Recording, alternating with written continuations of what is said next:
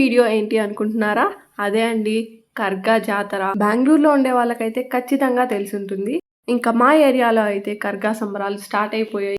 మేముండే ఏరియాలో అయితే ప్రతి సంవత్సరం శివరాత్రి పండుగ తర్వాత స్టార్ట్ చేస్తారు. ఇక్కడే టెంపుల్ ఉండేది, వెంకటేశ్వర స్వామి టెంపుల్.